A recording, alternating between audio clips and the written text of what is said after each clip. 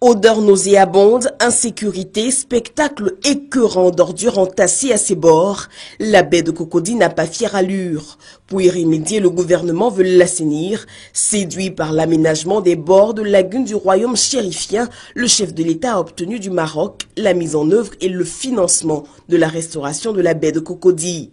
Mercredi, le premier responsable du projet était à la primature. Il a présenté au chef du gouvernement les avancées de ce projet. Nous sommes ensemble pour avancer, pour que la baie de Cocody retrouve son bleu, retrouve, je dirais, ce qui était avant, parce que quand on rencontre les citoyens, que ce soit ici ou au Maroc, la Côte d'Ivoire, ils se félicitent et ils seront contents demain de voir cette baie retrouver son bleu et retrouver un projet d'ailleurs d'une marina, une corniche, un parc, et ceci bien sûr au cœur d'Abidjan. Et quand on démarrera ce projet ensemble, on ne va pas s'arrêter et on s'arrêtera quand la lagune deviendra bleue, Inch'Allah, comme on dit chez nous.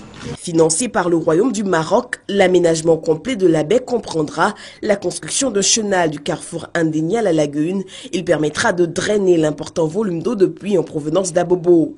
La construction d'un dallo enjambant le chenal permettra l'évacuation du trafic routier, quand la construction d'un viaduc à double circulation permettra de rejoindre la corniche. La réouverture de l'embouchure est aussi annoncée. Une fois terminée, cette baie devrait donner fière allure à la capitale ivoirienne. Plus tard dans la soirée, Daniel Kablan-Duncan a aussi reçu Germain Da Silva, représentant de la FAO en Côte d'Ivoire. Il avait à ses côtés le ministre des Ressources halieutiques. Les questions de sécurité alimentaire et de lutte conjointe contre la peste chez les petits ruminants étaient à l'ordre du jour.